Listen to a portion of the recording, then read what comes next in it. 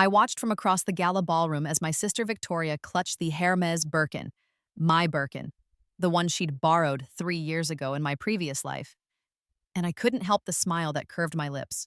In exactly 7 minutes, security would arrive. In 10, the cameras would start flashing. In 15, her entire world would collapse, and this time, I wouldn't be the one left standing in the ruins. The bag looked perfect on her arm, I had to admit. Candy apple red against her white Valentino gown, exactly as it had looked that night before. The night everything had started to unravel for me. The night that in my first life had been the beginning of my end. But this wasn't my first life anymore. I took a sip of champagne and checked my phone. Right on schedule. The text message glowed on my screen. Package delivered, authentication complete. Police have been notified. I deleted it and slipped my phone back into my clutch. A simple, elegant Bottega Veneta. Nothing flashy, nothing that would draw attention. I'd learned something important after dying and waking up 5 years in the past. Sometimes the best revenge requires you to fade into the background while your enemies destroy themselves in the spotlight. Victoria laughed across the room, that high, tinkling sound she'd perfected since we were teenagers. She was holding court with Manhattan's elite, just as she had before. Her fiancé, Marcus Rothschild, heir to a banking fortune, and, in my previous life, my fiancé, stood beside her with his hand on the small of her back. Possessive, proud. He had no idea he was touching a thief. Neither did anyone else in this room. Yet. Let me take you back to understand how we got here. How I got here, standing in a designer gown at a charity gala, watching my sister's life about to implode while I held all the cards. Because 5 years ago, or 5 years from now, depending on how you counted, I died in a hospital bed, alone and penniless, while Victoria posted Instagram photos from her honeymoon in Bali. I was 23 the first time I lived through these years, the younger daughter of Richard and Melissa Chen, born into a family that had more money than God and less love than strangers. My father ran Chen Industries, a real estate empire spanning 3 continents. My mother was a former model who'd married up and never let anyone forget it. And Victoria, my older sister by 3 years, was their golden child. Beautiful, charming, and utterly, devastatingly cruel. From childhood, I was the afterthought, the backup plan, the daughter they'd had because Victoria had been lonely, as if I were a pet brought home to keep their real child company. Victoria got the best tutors, the best clothes, the best everything. I got her hand-me-downs and half-hearted attention when company was over. "Why can't you be more like your sister?" my mother would sigh, comparing my average grades to Victoria's perfect report cards. Never a touch as. Mine that Victoria had private tutors while I struggled through homework alone. Never mind that when I asked for help, I was told I should be more self-sufficient. When I was 16, I won a regional art competition. The prize was a scholarship to a summer program at Yale. I was ecstatic. Finally, something that was mine, something I'd earned. I ran home to tell my parents, found them in the living room with Victoria, who was crying because she hadn't gotten into her first-choice university. "Sweetheart, this is Victoria's moment," my father said without looking at me. "We'll talk about your thing later." We never talked about it. The deadline passed. I never went to Yale. But I went to NYU for college, at least, paid for by a trust fund from my grandfather, the only person in my family who'd ever truly loved me. He died when I was 19, and at his funeral, Victoria cried beautifully for the cameras, while I stood dry-eyed, knowing that the tears would come later when I was alone. They always did. My grandfather left me money, enough to be comfortable if I was careful. He left Victoria the same amount, but she'd always had access to our parents' wealth, too. I had one thing that was mine.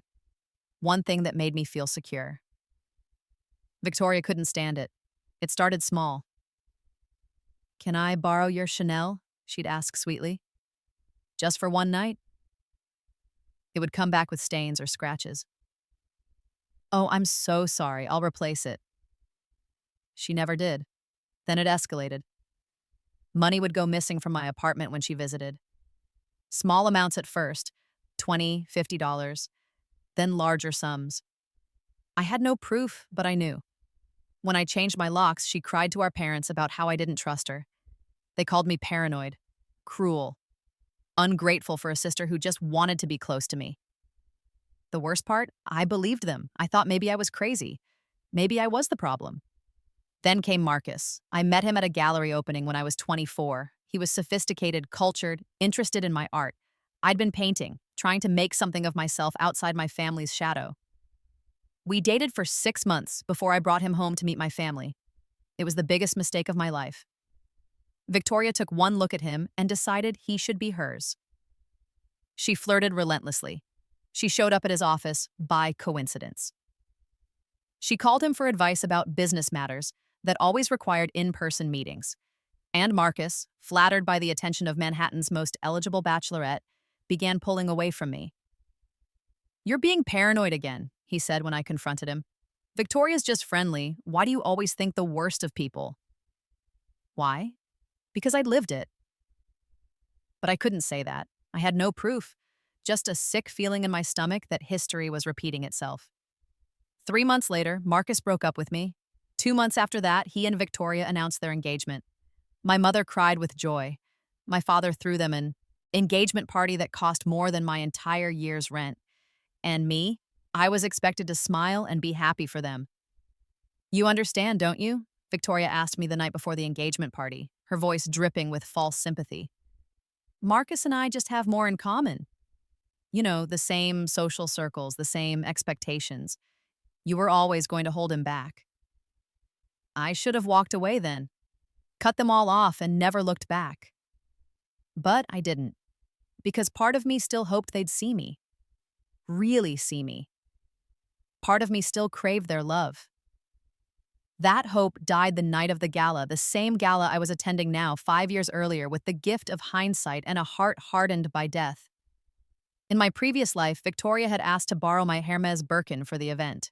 The red one, the crown jewel of my modest collection, a gift from my grandfather before he died. I'd said yes because saying no to Victoria always made things worse. She'd promised to return it immediately after. She never did.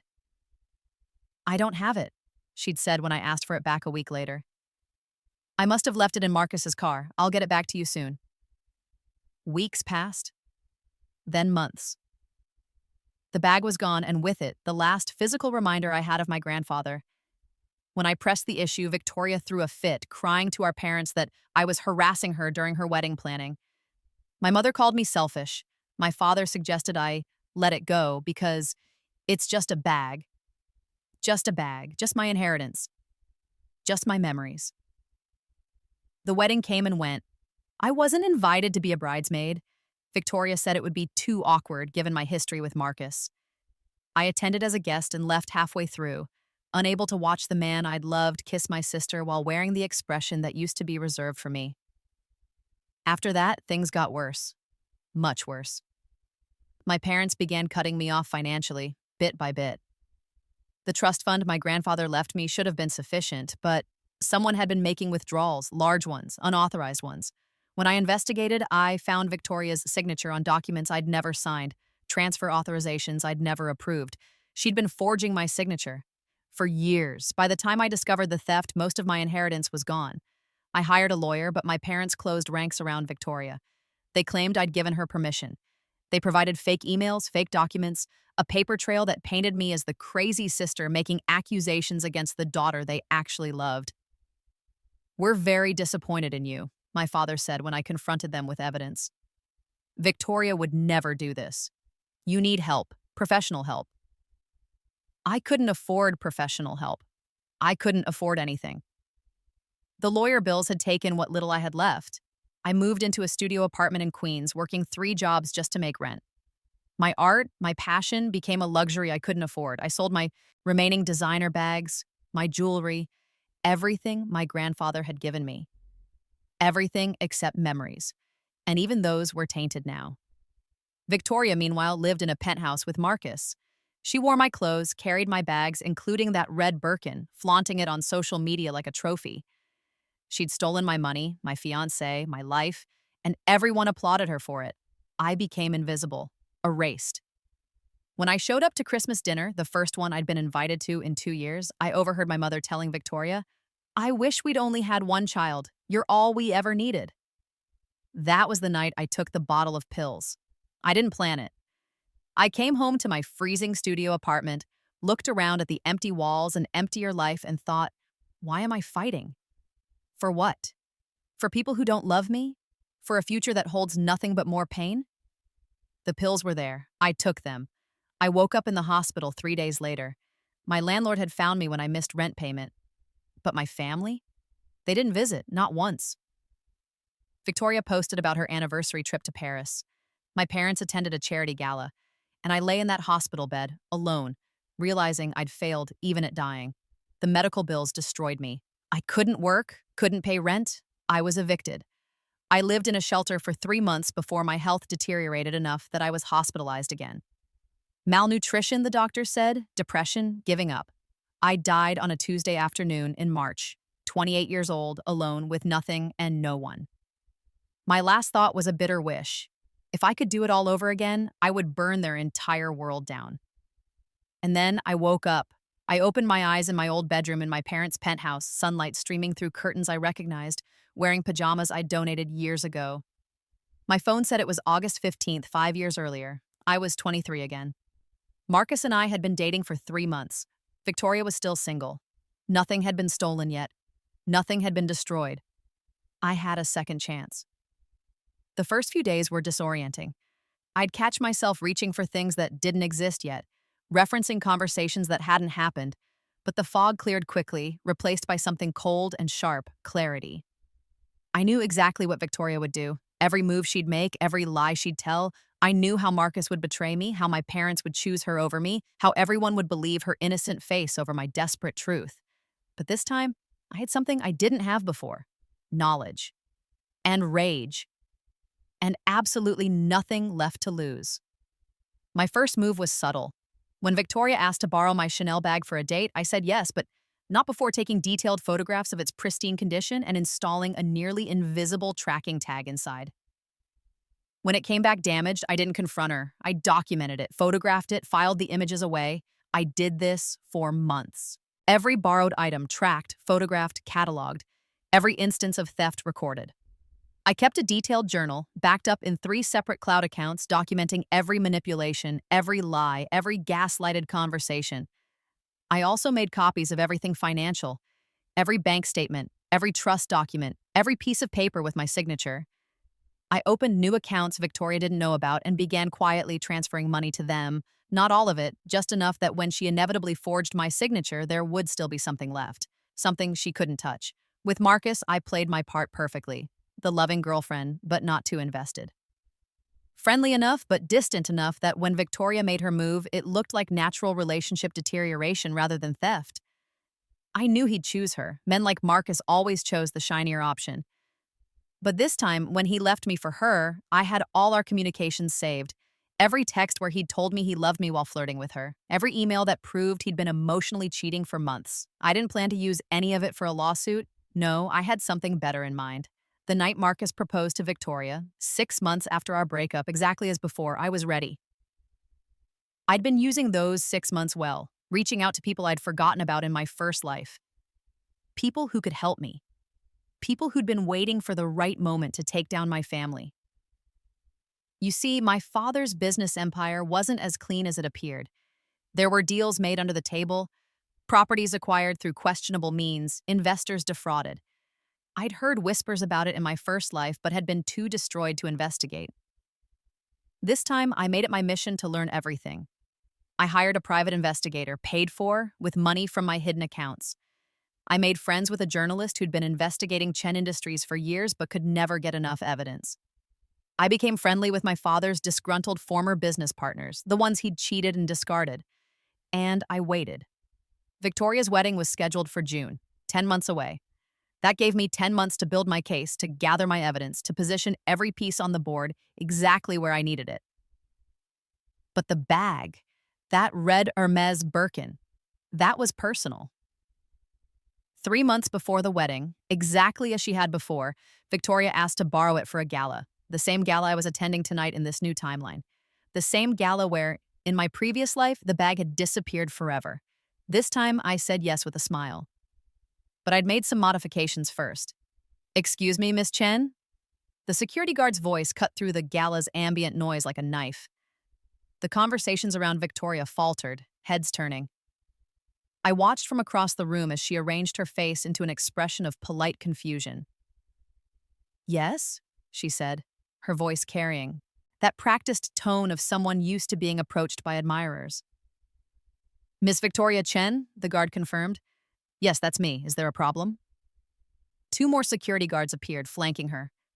Marcus's hand dropped from her back, his expression shifting from proud to concerned. The circle of socialites around them began to widen, sensing drama. "I'm going to need you to come with us, ma'am," the lead guard said. "There's been an incident regarding stolen property." Victoria's face went white. "I'm sorry, what? There must be some mistake." "No mistake, ma'am. We've been informed that you're in possession of a stolen Hermes Birkin bag. We need to verify its authenticity and your right to possess it." "This is ridiculous!" Victoria's voice rose, that same indignant tone she'd used 1,000 times to get out of trouble. "This bag is mine. It was a gift." "From whom, ma'am?" She hesitated. In that moment of hesitation, I saw her run through her options. She couldn't say I'd given it to her. That would require proof. She couldn't claim she bought it. The purchase records wouldn't match. She'd painted herself into a corner, and she knew it. "My sister," she finally said, gesturing wildly until she spotted me in the crowd. "My sister gave it to me. She's right there. Tell them." All eyes turned to me. I took a slow sip of champagne, let the moment breathe, then walked forward with measured steps. The crowd parted like the Red Sea. "Victoria," I said softly, my voice carrying in the sudden silence. "That's not quite accurate, is it?" "What are you talking about? You let me borrow it." "Borrow, yes." I turned to the security guard. She asked to borrow the bag for tonight's event. I agreed on the condition that she return it immediately after. However, I've recently become aware that the bag she's carrying may not actually be mine. Victoria's face went from white to red. "Are you insane? Of course it's yours. You just said I borrowed it." I smiled. It wasn't a nice smile. "Actually, I said you asked to borrow my bag. What you're carrying appears to be a counterfeit." The crowd gasped. In Manhattan's high society, there was no greater sin than carrying a fake designer bag. It was social suicide. "That's a lie!" Victoria shrieked. "This is real. It's your bag." "Then you won't mind if we authenticate it," the security guard said, producing a tablet. "We've been contacted by Hermes corporate security regarding a potential counterfeit operation. They'd like to verify the bag's serial number and authenticity markers." This is... Victoria looked around wildly, seeking support. Marcus had taken a step back, his face carefully neutral. Our parents, standing near the bar, looked horrified. "You can't just accuse me of..." "I'm not accusing you of anything," I said calmly. "I'm simply saying that the bag you're carrying doesn't appear to be the one I loaned you. My actual Birkin has a serial number that's registered to me through Hermes. If that bag is genuine and matches my serial number, then there's no problem. But if it doesn't match..." I let the implication hang in the air. The security guard held out his hand. "The bag, please, Miss Chen." Victoria clutched it tighter. "No, this is harassment. This is... Marcus, do something." Marcus, to his credit, looked genuinely torn, but he was a banker's son, trained from birth to recognize a sinking ship when he saw one. "Victoria, if it's legitimate, just let them check. This will all be cleared up in a moment." "I can't believe you're taking her side." "I'm not taking anyone's side. I'm suggesting we resolve this quickly before it becomes a scene." But it was already a scene. Phones were out now, recording. This would be on page 6 by morning. TMZ by midnight. The Cheng's dirty laundry aired in front of Manhattan's elite. Finally, with shaking hands, Victoria surrendered the bag. The security guard examined it under a specialized light, checking the serial number against his tablet. His expression gave nothing away as he worked, but I didn't need to see his face to know what he was finding. Because the bag Victoria was carrying was my real Birkin. The one she'd stolen in my previous life, the one she'd claimed to have lost, but the bag currently registered to my name, the one I'd reported to Hermes security 3 hours earlier as in Victoria's possession without permission, that was a perfect counterfeit I'd had made months ago, a counterfeit I'd given Victoria tonight, switching it for the real one when she'd set her clutch down at the coat check. The bag she thought she was carrying, my genuine Birkin, was currently in my apartment, documented, photographed, and ready to be presented as evidence that she'd been planning to steal it all along. The bag she was actually carrying? A fake. A very good fake, but a fake nonetheless. And in her panic to defend herself, she was about to make everything so much worse. "This bag is counterfeit," the security guard announced. The crowd erupted. Victoria stumbled backwards, shaking her head frantically. No, no, that's impossible. That's my sister's bag. She's setting me up." "Ma'am, Hermes has confirmed that the serial number on this bag doesn't match any in their production database. It's a sophisticated fake, but it's definitely not authentic." "Because she gave me a fake," Victoria screamed, pointing at me. "She set me up. She gave me a counterfeit and then called security." I raised my eyebrows. Why would I do that? Why would I risk my own reputation by loaning you a fake bag and then reporting it? That doesn't make any sense. "Because you're jealous. You've always been jealous of me. Ever since Marcus chose me over you." The crowd murmured. This was getting messy. Personal. Exactly what I wanted. "Victoria," I said quietly, "I loaned you my bag in good faith. If it's been switched for a counterfeit, then someone along the chain of custody is responsible. I'm sure we can review security footage and figure out exactly when and where the switch occurred." I was lying, of course. I'd made the switch myself, swapping the fake I'd given her earlier with another clever distraction. But Victoria didn't know that. All she knew was that she was holding a counterfeit bag and everyone was looking at her like she was a criminal. "I want to see your real bag," Victoria demanded. "Right now, prove you have it." "It's at home," I said calmly. "In my safe. Where it's been since this afternoon when you picked up the bag I set aside for you. Or at least the bag I thought was mine. I must have grabbed the wrong one from my collection." "You're lying. You only have one red Birkin." The crowd went silent. Even Marcus looked surprised. How did Victoria know exactly how many bags I owned? Why was she so specific about my collection? I tilted my head. "Actually, I have two. The authentic one my grandfather gave me, and a counterfeit I was given by mistake at an estate sale last year. I kept it for comparison purposes to help me authenticate bags in the future. I must have accidentally given you that one instead of my real Birkin." It was a beautiful lie. So close to the truth that it was impossible to disprove without access to my apartment. And I had no intention of giving anyone that access until I was ready. "That's convenient," Victoria spat. "Really convenient. You have a fake bag that you just happen to have loaned me, and now you're making me look like a criminal." "I'm not making you look like anything. I'm simply explaining what appears to have happened.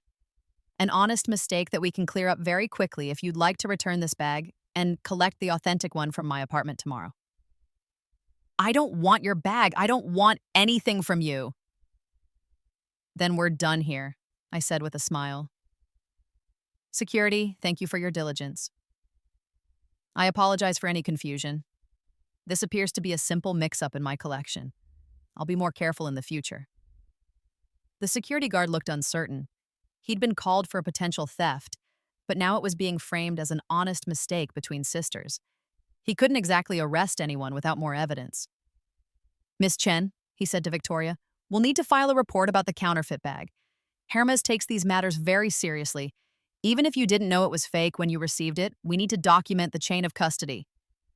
"Fine," Victoria snapped. "Whatever. Just get away from me." She thrust the fake bag at me. I took it carefully, cradling it like it was precious. Like it mattered. Then I turned to the crowd, most of whom were still filming. "I apologize for the disruption," I said to the room at large. "Family matters are always complicated, aren't they? Please, continue enjoying your evening." The crowd dispersed slowly, reluctantly, buzzing with gossip. Marcus finally moved to Victoria's side, putting a comforting arm around her shoulders. She shrugged it off. "This isn't over," she hissed at me as I turned to leave. "I know what you're doing." I looked back at her, this woman who'd destroyed my first life, who'd taken everything from me and never once felt guilty about it. I smiled. "I hope so," I said. "I really hope you do." The video went viral by midnight, just as I'd predicted. Socialite Victoria Chen caught with fake designer bag, screamed the headlines. TMZ ran it on loop. Page 6 devoted 3 paragraphs to speculating about financial troubles in the Chen family. By morning, the narrative had shifted. Commenters were digging up old photos of Victoria, analyzing her bags, questioning which ones were real. Someone found a fashion blog post from 2 years ago where she'd been photographed carrying what was supposedly a rare limited edition Chanel, except the serial number visible in the zoomed-in photo didn't match Chanel's production records for that style. The internet had turned her into a case study. Every bag, every accessory, every piece of jewelry was now suspect. The vultures were circling, and I hadn't even played my best cards yet. I woke up to 17 missed calls from my mother and 34 from Victoria. I ignored them all and went about my day. Brunch with a friend, a real friend I'd reconnected with after my rebirth, someone who'd stuck by me in my first life until I'd pushed her away in my depression. Shopping at the farmer's market, a yoga class, living my life while Victoria's burned. My phone buzzed again. This time it was my father. I almost didn't answer, but then I remembered. This was part of the plan. The confrontation had to happen on my terms. "Hello, Father," I said, my voice cool. "What the hell did you do?" Richard Chen's voice was pure rage. "Do you have any idea what you've done to this family?" "I loaned my sister a bag. How is that my fault if it turned out to be counterfeit?" "Don't play games with me. You set her up. You embarrassed her in front of everyone who matters. The board is asking questions. Investors are calling. All because you couldn't let go of your jealousy over Marcus." I laughed. I couldn't help it. After everything they'd done to me, everything they'd taken, he was still choosing her, still believing her. It was almost funny. "I have no interest in Marcus," I said. "Hey, if Victoria wants him, she can have him. I'm done fighting for scraps of affection from people who don't value me." "You're done? You're done?" My father's voice rose. "You're not done until I say you're done. You're going to call a press conference. You're going to apologize to your sister. You're going to admit this was all a misunderstanding and clear her name." "No." The word hung in the air between us. I'd never said no to my father before, not once in either of my lives. It felt powerful. "What did you just say to me?" "I said no. I'm not apologizing for something I didn't do. If Victoria has its own issue with how events unfolded last night, she's welcome to sue me. But we both know she won't, because that would require discovery, and discovery would require her to prove that bag was authentic, which it wasn't. It was a mistake. You gave her the wrong bag." "Then it's my mistake to own, not hers. And I don't recall making her carry it. She chose to wear it. She chose to make a scene when security questioned her. She chose to scream about jealousy and Marcus in front of 300 people with cameras. Those were her choices, Father, not mine." "You ungrateful—" "I'm going to stop you right there," I said, my voice dropping to ice. "I've been grateful my entire life. Grateful for the scraps you threw me. Grateful to be included in a family that never wanted me. Grateful to be the daughter you could forget about while you poured all your love into Victoria. But I'm done being grateful. I'm done begging for crumbs.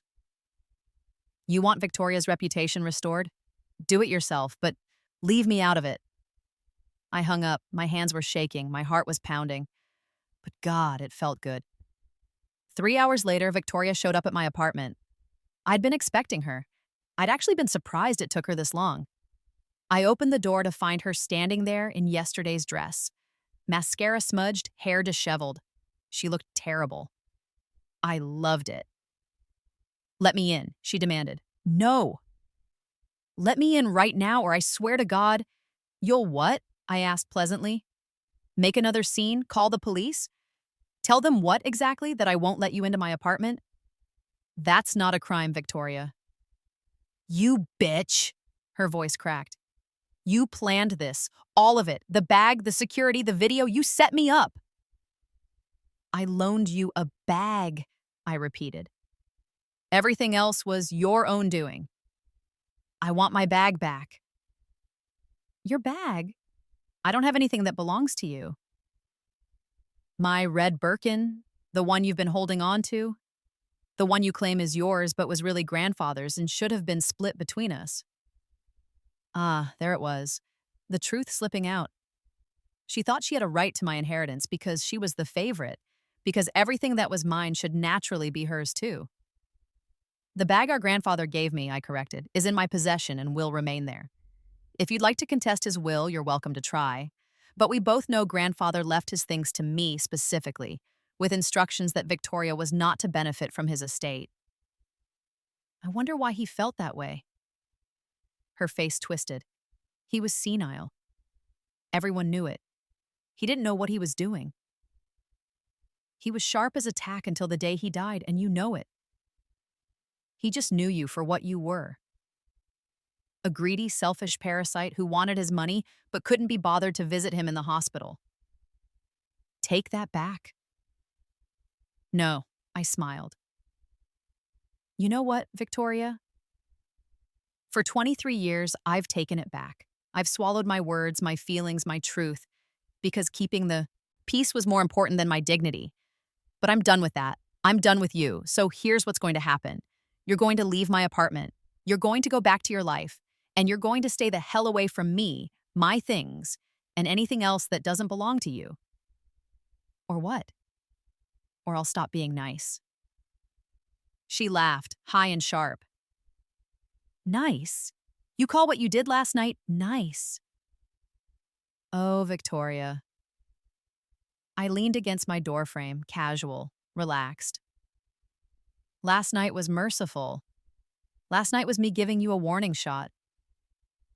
You want to see me not being nice? Keep pushing. Find out what happens. You can't threaten me. I'm not threatening you. I'm informing you. There's a difference. I straightened up. Now get out. And if you ever come back here, I'll call the police and have you arrested for trespassing. I closed the door in her face and locked it. She pounded on it for a few minutes, screaming obscenities before finally giving up and leaving.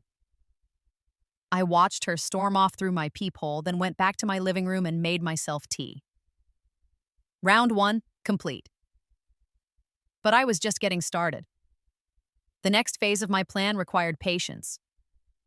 The bag incident had set the stage, made Victoria look unstable and potentially dishonest. Now I needed to reinforce that narrative while simultaneously building my own case. Over the next 3 months, I became very busy. I had meetings with lawyers, accountants, and that journalist I'd befriended. I provided them with years of documentation, forged signatures, unauthorized transfers, evidence of systematic theft from my trust fund. Not from this timeline, that hadn't happened yet, but from my previous life. Documents I'd recreated from memory. Transactions I knew Victoria would attempt because she'd already attempted them once before. The trick was setting traps that would catch her red-handed in this timeline. I knew her patterns, knew her methods. So I made it easy for her. I left documents where she could access them during family dinners. I mentioned account numbers in private phone calls that I knew she was listening to. I dangled bait, and like the greedy fish she was, Victoria bit every single time. She forged my signature on a transfer authorization in October. I had it documented within hours, complete with security footage of her entering my father's study, where I'd accidentally left the paperwork. She made unauthorized withdrawals from accounts I'd given her access to in case of emergency. I had alerts set up for every transaction, each one logged and recorded. She even tried to take out a credit card in my name using information she'd stolen from my wallet at Thanksgiving dinner.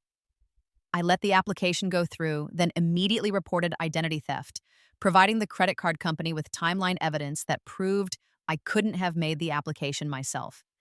Each incident was small enough that my family could dismiss it as a misunderstanding, but together, they painted a picture of systematic fraud, and I was building a case that would be impossible to defend against.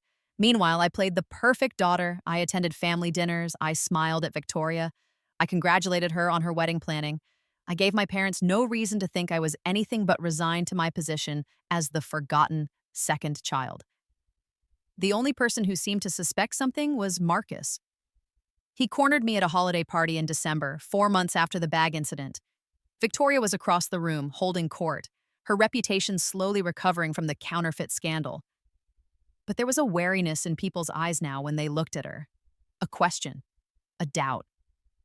"What are you doing?" Marcus asked me quietly. "I'm sorry?" "With Victoria, with your family. What's your endgame here?" I sipped my wine. "I don't know what you mean." "The bag thing, the way you've been acting. You're up to something." "I'm not up to anything. I'm just living my life." "Bullshit." He leaned closer. "I've known you for over a year. I know when you're plotting something, and whatever you're planning, it's going to blow back on Victoria." "Then maybe she shouldn't have stolen from me," I said, my voice still pleasant but with steel underneath. "Maybe she shouldn't have taken my inheritance, my fiancé, my life. Maybe she should have left me alone." Marcus pulled back, eyes widening. "She didn't steal your inheritance. Your parents said you were making that up." "My parents lie to protect their favorite child. They always have. But the truth has a way of coming out, Marcus. And when it does, you might want to think about whether being engaged to Victoria Chen is really in your best interests." "Are you threatening me?" "I'm advising you, as someone who once cared about you." I set down my wine glass. "Victoria is a thief and a liar. She's stolen from me, forged documents, and committed identity fraud, and I can prove it. So when this all comes out, and it will come out, you'll have a choice to make. Stand by her and go down with her ship, or save yourself. I suggest you choose wisely." I walked away before he could respond, leaving him standing there with doubt written all over his face. That doubt was another seed planted, another crack in Victoria's carefully constructed facade. By the time I was done, there would be nothing left of her world but rubble. The wedding was scheduled for June 15th. I marked it on my calendar with a little red X. By my calculation, that gave me exactly 6 months and 2 weeks to complete my revenge. It needed to be before the wedding. I wanted Victoria to lose everything, including Marcus, before she could bind herself to his money legally. I wanted her to feel the full weight of her isolation without a safety net. In February, I made my first public move. I filed a civil lawsuit against Victoria for theft, fraud, and identity theft. The lawsuit was detailed, documented, and filed in federal court where it would be a matter of public record. The media had a field day. Chen's sister sues Chen's sister made headlines. The lawsuit documents were leaked by me, anonymously, and news outlets poured over them with glee. The list of Victoria's offenses was staggering. 2.3 million stolen from trust accounts, 47 instances of signature forgery, 3 credit cards opened fraudulently, and a detailed timeline that showed the theft had been ongoing for over 3 years. My parents tried to suppress it. They called in favors, threatened lawsuits of their own, attempted to pressure me into dropping the case. I refused to take their calls. Instead, I held a press conference. I stood in front of a dozen cameras, dressed in a simple black dress with minimal makeup, looking vulnerable and brave. The wronged sister seeking justice. The victim finally speaking out. "I didn't want to do this publicly," I said, my voice shaking just slightly, a practiced tremor that conveyed emotion without seeming hysterical. "I wanted to handle this within our family. But Victoria has left me no choice. For years, she's stolen from me. She's forged my signature, taken money that my grandfather left to me, and used my identity for her own gain. I have documentation of all of it. Bank records, security footage, forensic analysis of forged signatures. This isn't a family squabble. This is theft, plain and simple, and I refuse to be silent about it anymore." The reporters shouted questions. I answered a few, carefully selected ones that made me look sympathetic, and then left, declining to comment further on the advice of my lawyers. The video of that press conference went viral. Millions of views. Think pieces about favoritism and family abuse. Reddit threads dissecting Victoria's social media for signs of stolen wealth. The internet predictably took my side. Victoria's side, less favorable. She tried to hold her own press conference, but it went poorly. She was defensive, angry, accusatory. She called me jealous, unstable, vindictive. She claimed I'd made everything up because I couldn't handle her marrying Marcus. The problem was I had evidence. Mountains of it. And every time she denied something, I released another document proving she was lying. A forged signature here, a bank record there. Security footage of her in places she claimed she'd never been. She was drowning, and every attempt to save herself just pulled her deeper. In March, Marcus called off the wedding. I heard about it through the grapevine, a mutual friend who thought I'd want to know. Apparently, Marcus had hired his own forensic accountants to investigate Victoria's finances. What they found was worse than my lawsuit alleged. She'd been stealing from him too, smaller amounts taken from joint accounts they'd opened for wedding planning. Money that should have gone to vendors had been diverted to her personal accounts. Marcus, being a banker's son, had zero tolerance for financial impropriety. The engagement was over, and he made sure everyone knew why. A carefully worded statement from his publicist expressing disappointment and betrayal, wishing Victoria well but making it clear he couldn't marry someone he didn't trust. Victoria spiraled. I heard she'd been hospitalized briefly, something about a breakdown, pills, a cry for help. Part of me felt bad, a very small part. The rest of me remembered lying in my own hospital bed, alone, while she'd posted vacation photos and celebrated her stolen life. Karma wasn't a bitch. Karma was justice. In April, the criminal charges came. I hadn't filed those, the federal prosecutor had after reviewing the evidence from my civil case. Identity theft was a federal crime. Wire fraud was a federal crime. The dollar amounts Victoria had stolen crossed the threshold for felony charges. She was arrested at my parents' penthouse. Perp walked out in handcuffs while photographers snapped away. My mother called me for the first time in months. She was crying, begging, pleading with me to drop the charges, to save my sister, to remember that we were family. Where was that family loyalty when I was dying in a hospital bed? I asked calmly. Where was it when I was homeless? Where was it every single time I needed you and you chose Victoria instead? That's not fair. Fair? I laughed. Mother, you don't get to talk to me about fair. You enabled a thief. You defended a criminal. You chose to believe her lies over my truth again and again and again. And now you want me to save her from the consequences of her own actions? No, absolutely not. Victoria made her choices. Now she gets to live with them. She's your sister. She stopped being my sister the first time she stole from me. Goodbye, Mother. I hung up. That was the last time we spoke. The trial was set for September, but Victoria never made it that far. In May, faced with overwhelming evidence and the prospect of 20 years in federal prison, she took a plea deal. 5 years in minimum security, full restitution of all stolen funds, and a permanent felony record. My parents tried to protect their assets, claiming they knew nothing about Victoria's crimes.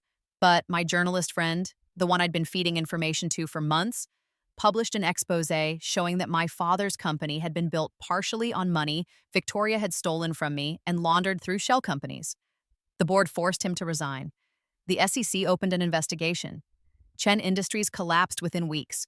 The penthouse was sold to pay legal fees, the cars, the jewelry, the designer clothes, all auctioned off. My parents moved to a modest apartment in New Jersey, their social standing destroyed, their fortune decimated. And me? I bought a loft in Soho. I opened an art gallery featuring emerging artists from underprivileged backgrounds, using the PA's restitution money. Victoria had been forced to repay me. I reconnected with friends I'd lost in my first life. I started therapy to process the trauma of that previous existence and the complicated feelings about my revenge. I didn't go to Victoria's sentencing. I didn't need to see her in an orange jumpsuit to feel closure. I'd already won. But I did do one thing. On the day she entered prison, I went to every high-end consignment shop in Manhattan and donated every single designer bag I owned. All of them. The Chanel's, the Dior's, the Gucci pieces. Even the real red Hermes Birkin, the one that had started everything. I kept nothing. Are you sure? The consignment shop owner asked, looking at the bags with wide eyes. These are worth hundreds of thousands of dollars. I'm sure, I said. Sell them. Use the money to fund scholarships for art students. I don't need them anymore. Because I'd learned something in my 2 lives. Things don't matter. Bags, clothes, jewelry, they're just objects. They can be stolen, lost, destroyed. What matters is who you are, what you build, and whether you can look at yourself in the mirror without flinching. Victoria had spent her life taking things that didn't belong to her, Believing that objects could define her worth, she'd stolen my bags, my money, my fiancé, thinking that by taking my things, she could take my identity. But she was wrong. I was more than what I owned. I was more than my family's opinion of me. I was more than the forgotten second daughter. I was a survivor, a fighter, someone who'd died and come back and refused to be a victim again. And now, walking out of that consignment shop into the bright May sunshine, I was free. 5 years later, 10 years after my rebirth, I stood in my gallery at the opening of a new exhibition. The space was packed with people, all admiring the work of a talented young artist I'd discovered working in a shelter. Her paintings were raw and powerful, speaking to experiences of homelessness and survival that I understood intimately from my first life. "She's incredible," said a voice beside me. I turned to find Marcus Rothschild, older now, graying at the temples, but still recognizable. He smiled tentatively. "I hope it's okay that I came." I saw the exhibition in the Times and thought, well, I wanted to see what you'd built. "It's fine," I said, and meant it. I felt nothing looking at him. No anger, no pain, no lingering attraction. He was just a man who'd made a mistake, just as I'd once made the mistake of thinking he mattered. "I owe you an apology," he said. "For Victoria, for not seeing what was happening, for choosing her when I should have—" "You don't owe me anything," I interrupted gently. "We both made choices. Mine led me here. Yours led you wherever you are now. That's life." He nodded, looking around the gallery. "You've done well. Better than well. This place is incredible." "Thank you." "Victoria got out last year," he said quietly. "Did you know?" I had known. I'd received a notification from the Victim Services Program, but I deleted it without reading the details. I didn't need to know where she was or what she was doing. That part of my life was over. "I hope she's doing better," I said, and was surprised to find I meant it. Not forgiveness. I'd never forgive what she'd done to me, but I didn't wish her harm anymore. I just wished her away from me, living her own life, dealing with her own consequences, no longer my concern. Marcus looked surprised. "That's generous." "It's self-preservation," I corrected. Holding on to anger would only hurt me. I did what I needed to do. I got justice. I rebuilt my life. Anything beyond that is her burden to carry, not mine. We talked for a few more minutes before Marcus made his excuses and left. I watched him go, then turned back to the exhibition, where the young artist was nervously talking to a collector who was interested in buying 3 of her pieces. I smiled. This was my victory. Not revenge, not destruction, but creation.